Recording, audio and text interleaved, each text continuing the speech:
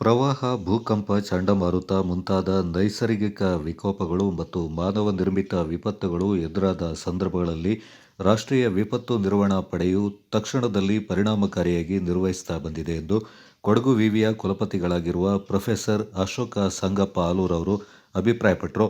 ಕೊಡಗು ವಿವಿಯ ಜ್ಞಾನ ಕಾವೇರಿ ಆವರಣ ಚಿಕ್ಕಾಳುವಾರ ಇಲ್ಲಿ ಭಾರತ್ ಸ್ಕೌಟ್ಸ್ ಆ್ಯಂಡ್ ಗೈಡ್ಸ್ ಮತ್ತು ಕೊಡಗು ವಿವಿ ಕೊಡಗು ಇವರ ಸಹಯೋಗದೊಂದಿಗೆ ಜರುಗಿದ ಯುವ ಆಪತ್ ಮಿತ್ರ ತರಬೇತಿ ಶಿಬಿರದ ಉದ್ಘಾಟನಾ ಸಮಾರಂಭದ ಉದ್ಘಾಟನೆ ನೆರವೇರಿಸಿ ಮಾತನಾಡಿದ ಅವರು, ರಾಷ್ಟ್ರೀಯ ವಿಪತ್ತು ನಿರ್ವಹಣಾ ಪಡೆಯು ವಿಪತ್ತು ಪೀಡಿತ ಪ್ರದೇಶಗಳಲ್ಲಿ ಸಿಲುಕಿರುವ ಜನರನ್ನ ಪತ್ತೆ ಹಚ್ಚಿ ರಕ್ಷಣೆ ಮಾಡುವಂತಹ ಮತ್ತು ಅವರನ್ನ ಸುರಕ್ಷಿತ ಸ್ಥಳಗಳಿಗೆ ಸ್ಥಳಾಂತರ ಮಾಡುವಂತಹ ಧೈರ್ಯ ಮತ್ತು ವೃತ್ತಿಪರತೆಯಿಂದ ಜೀವ ರಕ್ಷಣೆಯನ್ನ ಮಾಡುತ್ತೆ ಎಂದರು.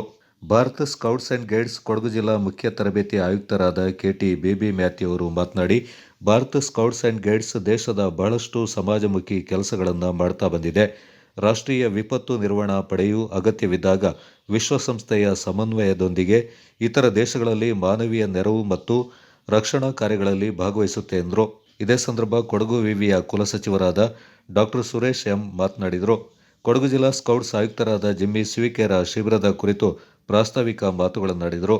ಕಾರ್ಯಕ್ರಮದಲ್ಲಿ ಕೊಡಗು ವಿವಿಯ ಮೌಲ್ಯಮಾಪನ ವಿಶೇಷಾಧಿಕಾರಿಗಳಾದ ಪ್ರೊಫೆಸರ್ ರವಿಶಂಕರ್ ಎಂಎನ್, ಕೊಡಗು ವಿವಿಯ ಯುವ ರೆಡ್ ಕ್ರಾಸ್ ನೋಡಲ್ ಅಧಿಕಾರಿ ಡಾಕ್ಟರ್ ಜಮೀರ್ ಅಹಮದ್, ಕೊಡಗು ವಿವಿ ಕೌಶಲ್ಯ ಅಭಿವೃದ್ಧಿ ಅಕಾಡೆಮಿಯ ಸಂಯೋಜಕರಾದ ಸುದರ್ಶನ್ ಕುಮಾರ್ ಎನ್ಕೆ, ಕೊಡಗು ವಿವಿ ಸಮುದಾಯ ಕಾರ್ಯಕ್ರಮಗಳ ಸಂಯೋಜಕರಾದ ಡಾಕ್ಟರ್ ಲೋಕೇಶ್ ಭರಣಿ, ಮಂಜುನಾಥ್ ಗೌಡ ಮತ್ತಿತರ ಪ್ರಮುಖರು ಈ ಸಂದರ್ಭ ಪಾಲ್ಗೊಂಡಿದ್ದರು.